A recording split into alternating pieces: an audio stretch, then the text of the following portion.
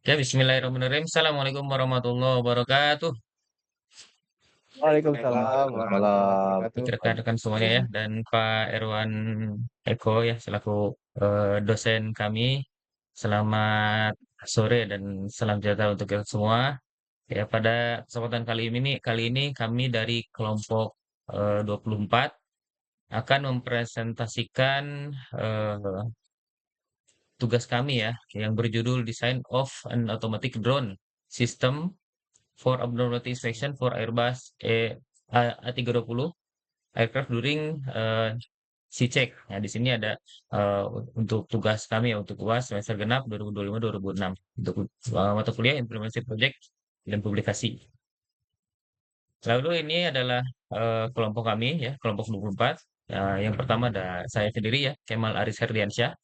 Lalu ada Tuti Hidayat, lalu ada Prasetyo Dodi Santoso, kemudian ada Kurniawan Agus, lalu ada Mas Anggara Jaya Setiadiki. Untuk latar belakang, eh, ini adalah challenge dalam dunia MRO. Nah, di sini ada yang pertama adalah inspeksi struktural kulit pesawat atau skin ya, aircraft skin, merupakan tahapan kritikal dan dalam aktivitas maintenance, repair, dan overhaul.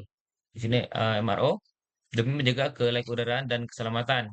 Kemudian ada masalah pada metode konvensional yaitu inspeksi visual saat si cek dan pada pesawat narrowbody seperti Airbus A320 saat ini masih didominasi metode manual menggunakan perancang atau scaffolding atau cherry picker. Lalu ada dampak negatifnya. Jadi metode manual ini memakan waktu pengerjaan yang cukup lama ya untuk downtime yang tinggi, memiliki resiko keselamatan kerja tinggi bagi personal occupational safety risk di area tinggi serta rentan human error akibat faktor kelelahan. Jadi di sini diawali dengan itu. Ketika eh, rekan-rekan mau inspeksi area yang kritikal, kita kesulitan menjangkaunya, apalagi dengan fasilitas yang memang fasilitasnya itu misalnya sedang dipakai di pesawat lain. Nah, itu eh, menjadi buang-buang waktu gitu. Jadi dengan adanya inovasi ini kita bisa eh, mengerjakan inspeksi menjadi lebih cepat.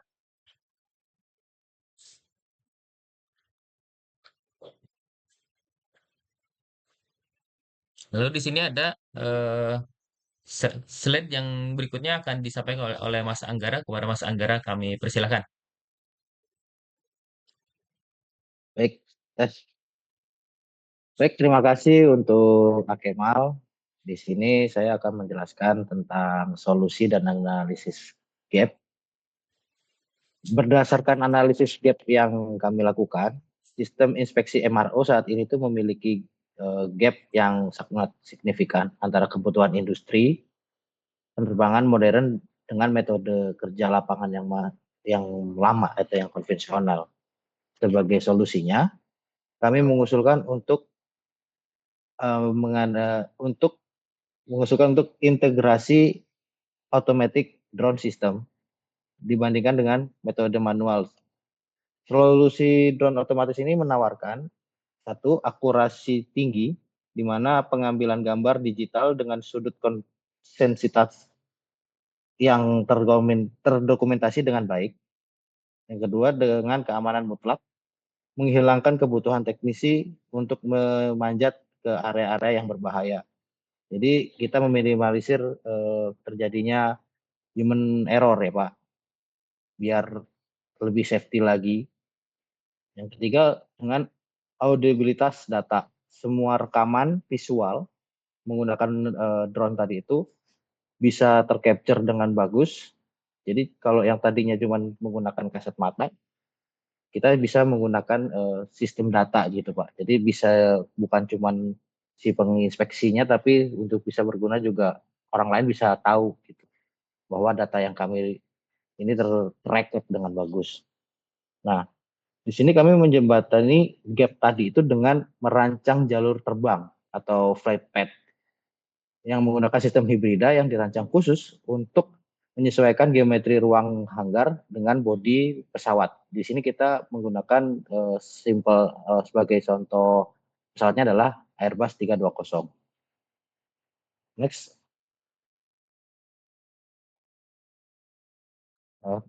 Next slide, Hakim. Sudah. Nah, tujuan dari proyek kami adalah untuk merancang lintasan terbang otomatis drone yang mampu menyapu seluruh geometri kompleks pesawat Airbus 320 secara efisien tanpa celah visual. Jadi maksudnya adalah dengan kita menggunakan drone itu semua visualitas di 320 itu untuk sistem inspeksinya akan tercakup, akan terinspek semua, Pak. Dibandingkan dengan menggunakan metode lama, menggunakan personal atau menggunakan mata manusia. Yang kedua, menetapkan batas jarak aman atau jarak aman lateral clearance, dan vertical overhead clearance yang presisi untuk mengeliminasi resiko benturan dengan aset pesawat maupun hanggar. Yang ketiga, mengoptimalkan waktu inspeksi visual MRO dan menyediakan basis data visual yang andal untuk kebutuhan perawatan prediktif maintenance. Dengan tercapainya ketiga tujuan tadi, kita berharap untuk pengoptimalan dari penggunaan drone ini dapat dituangkan atau dapat diefisiensikan secara operasional untuk penggunaan dari maintenance maskapai yang menggunakan. Lalu bagaimana teknis perancangan jalur terbangnya dan penentuan jaraknya itu akan disampaikan pada tim saya selanjutnya. Silakan Mas Taufik. Oke, terima kasih Mas Angga. Ya, rekan-rekan sekalian, itu yaitu parameter jarak aman atau clearance distance, yaitu ini adalah merupakan keselamatan adalah aspek nomor 1 dalam dunia aviasi. Oleh karena itu, langkah awal metodologi kami adalah menentukan batas aman jarak lateral atau lateral. Dalam simulasi kami menggunakan dimensi real untuk pesawat Airbus 320 CEO di dalam hanggar. Yang pertama itu jarak aman atau lateral. Kami kunci secara konstan pada rentang 2 hingga 4 meter dari kulit luar bodi pesawat, X-skin atau Y-skin. Kemudian formulasi matematisnya yaitu 2 meter kurang dari sama dengan C lateral kurang dari sama dengan 4 meter. Kemudian untuk rentang ini dinilai paling optimal untuk menghindari efek aerodinamika ruang atau wall effect, efek aliran baik propeller, sekaligus menjaga agar resolusi sensor kamera tetap tajam dan menangkap detail bodi pesawat. Kemudian untuk slide selanjutnya, untuk slide metodologi 2 yaitu mengenai lintasan horizontal multi tingkat atau zona 1.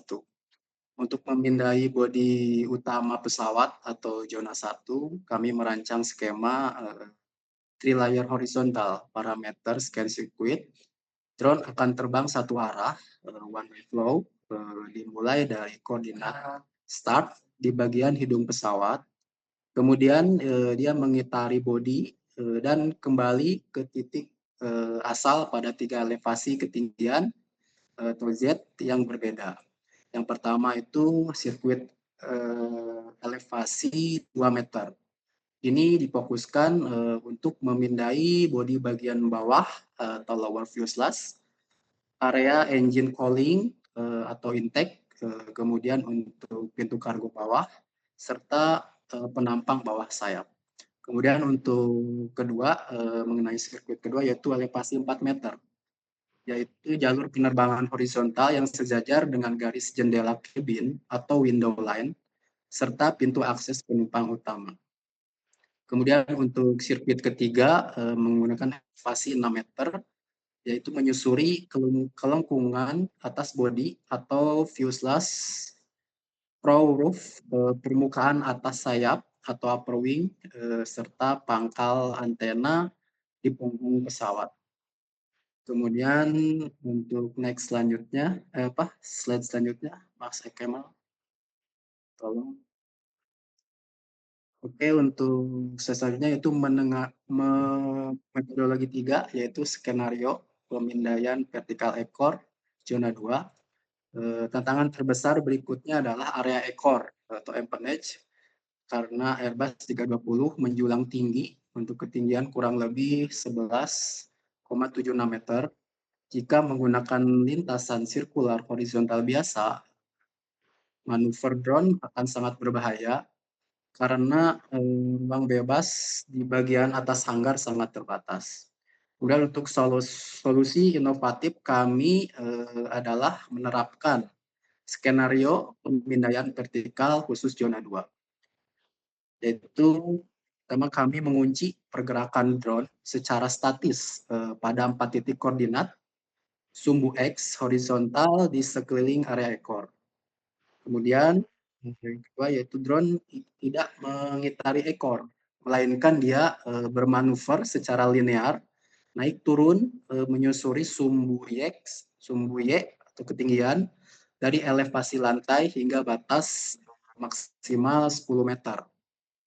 Kemudian yang keempat yaitu titik jangkar atau waypoint ini diposisikan secara simetris, 2 titik di sisi depan yaitu leading edge, kemudian horizontal stabilizer kiri dan kanan, dan 2 titik di sisi belakang trailing edge dekat area kemudi ekor atau radar.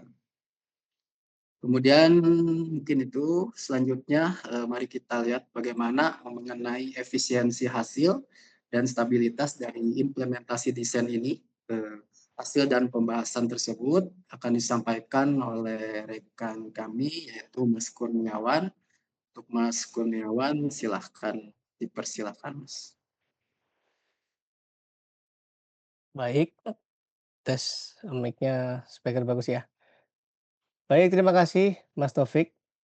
Jadi sekarang mari kita bedah hasil dari pengujian lintasan horizontal zona 1. Integrasi sistem 3 tingkatan sirkuit horizontal terbukti sukses memetakan seluruh bodi silinder pesawat dengan tingkat tumpang tindih atau overlapping data gambar yang sangat optimal, sehingga menghasilkan zero blind spot. Jadi berikut selanjutnya adalah hasil analisis sensor kamera kami di setiap elevasi. Jadi ini adalah contoh-contoh capture-an kamera pada posisi drone saat meng-capture area bagian pesawat. Di mana pada elevasi 2 meter, penempatan ketinggian ini berhasil meminimalkan efek turbulensi balik atau ground effect dari propeller drone ke lantai hanggar, menghasilkan tangkapan gambar yang sangat stabil pada detail keling atau rivet perut bawah pesawat. Bisa disaksikan pada gambar-gambar yang sudah ke-capture. Selanjutnya pada elevasi 4 meter, kamera dapat menghasilkan sudut pandang tegak lurus atau orthogonal perspektif yang sangat krusial menurut kami untuk mendeteksi cacat mikro seperti retakan rambut atau hairline crack atau tanda korosi dini di sekitar jendela kabin. Dapat dilihat hasil capture daripada kameranya menyorot ke area window dan dapat kita lihat bagaimana fungsi dari kamera itu sangatlah membantu dibanding dengan kita inspeksi dengan cara manual menggunakan mata secara langsung. Di mana pasti membutuhkan platform segala macamnya yang mungkin sedikit menghambat proses pekerjaan kita.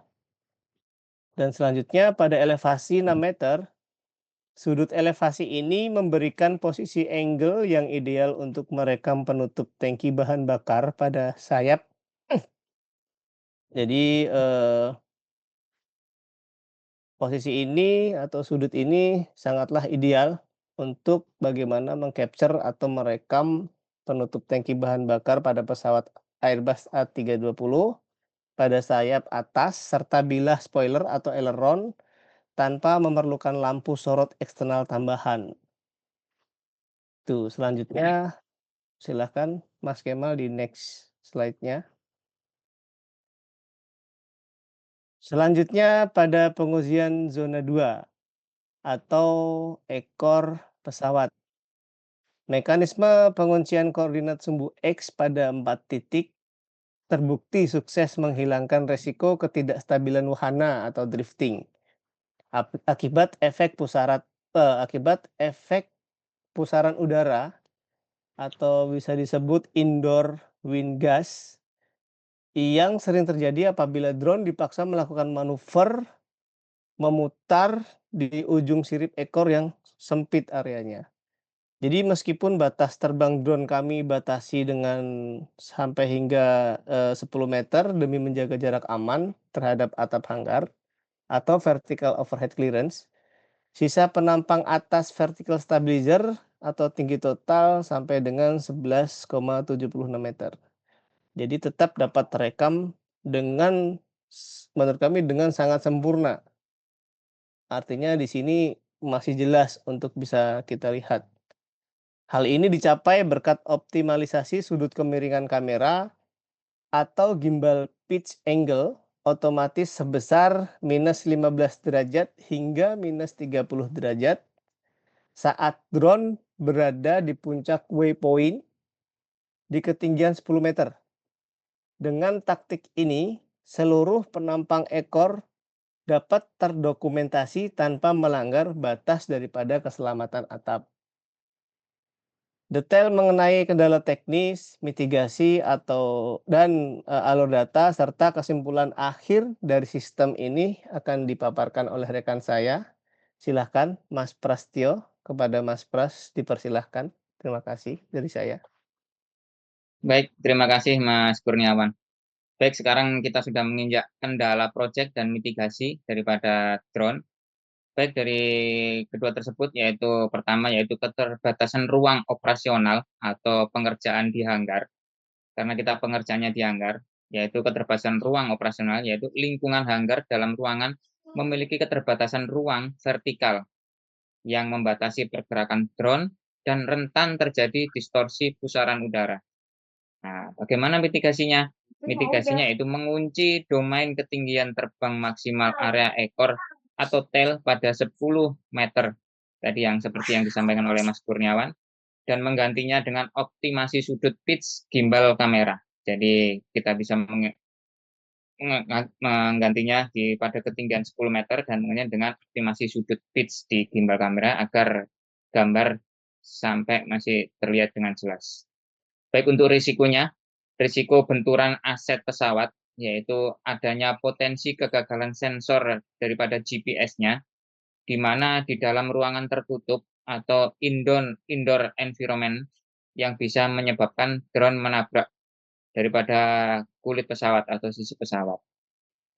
Itu bisa dimitigasinya, yaitu bisa menggunakan penetapan batas ketat jarak aman, yaitu secara lateral konstan di 2-4 meter, dan penggunaan koordinat jangkar waypoint-nya tadi statis berbasis rute otomatis. Jadi udah otomatis kita gambarkan koordinatnya, udah kita arahin, jadi dia bisa otomatis dan tidak menabrak daripada kulit pesawat. Seperti itu. Baik, untuk selanjutnya, slide selanjutnya Mas. Baik, dari slide selanjutnya yaitu ada transparansi dan alur pengolahan data. Di mana transparansi dan alur pengolahan data kita menjadi 4, yaitu pertama sumber data utama, kedua pengolahan data, ketiga proses pengambilan data, dan keempat yaitu luaran akhir. Di mana sumber data utama yaitu dimensi geometri real dan karakteristik teknik pesawat Airbus A320ceo mengacu pada dokumen resmi Airbus A320 Aircraft Karakteristik, di mana airport dan maintenance planning-nya. Itu. Dan kedua yaitu pengolahan data, di mana data visual yang diperoleh dari sensor kamera drone dikelompokkan berdasarkan koordinat dan level elevasi untuk menyusun tumpang tindih overlapping daripada citra body. Itu. Yang ketiga yaitu ada proses pengambilan data, di mana dilakukan melalui pemetaan spasi 3 dimensi dan simulasi lintasan otomatis terprogram pada 2 zona utama, yaitu bodi silinder dan ekor. Dan yang keempat yaitu luaran akhir, di mana integrasi data ini menghasilkan basis data inspeksi digital yang bersih dan terstruktur untuk mendukung sistem pemeliharaan prediktif atau predictive maintenance. Jadi bisa secara akurat melalui penggunaan drone tersebut. Itu dari transparansi dan alur pengolahan data. Baik, untuk slide selanjutnya. Baik, alhamdulillah kita sudah sampai di kesimpulan, di mana kita bisa simpulkan, yaitu ada 4 kesimpulan dari pekerjaan kita, yaitu pertama, yaitu implementasi lintasan terbang otomatis hybrid pada Airbus A320ceo di dalam hanggar memenuhi kriteria keselamatan dan efisiensi akuisisi data secara optimal. Yang kedua, yaitu sistem multi tingkat 3 sirkuit horizontal, di mana elevasinya 2-4 meter dan 6 meter. Berhasil menyapu seluruh bodi silinder utama tanpa celah visual atau zero blind spot. Yang keempat, yang ketiga, yaitu skenario pemindahan vertikal khusus area ekor di maksimal 10 meter. Sukses memitigasi risiko ketidakstabilan wahana drifting akibat pusaran udara hanggar dengan tetap mempertahankan vertical overhead clearance atap secara mutlak. Dan yang terakhir, keempat, rancangan ini aman, meminimalkan risiko kecelakaan kerja manual, serta menyediakan basis data andal untuk kebutuhan penerbangan modern. Jadi efisiensi untuk tenaga manpower, seperti itu. Baik, itu dari kesimpulan kami. Untuk selanjutnya bisa dilanjut oleh Mas Kemal. Terima kasih kepada Mas Pras ya dan semuanya ya atas pemaparannya untuk user trade. Ini kami ucapkan rasa terima kasih ya kepada yang sebenarnya kepada Pak Erwan Eko Prasetyo, SPD Eng, selaku dosen pembimbing yang telah memberikan bimbingan ya, arahan teknis serta motivasi berharga selama penyusunan proyek dan jurnal ilmiah ini. Dedikasi arahan teknis serta masukan akademis yang beliau berikan telah banyak membantu kelompok kami dalam menyempurnakan metodologi perancangan jalur terbang otomatis ini hingga dapat diselesaikan dengan baik. Itu aja mungkin Pak dari kami kelompok 24. Terima kasih atas perhatiannya. Assalamualaikum warahmatullahi wabarakatuh.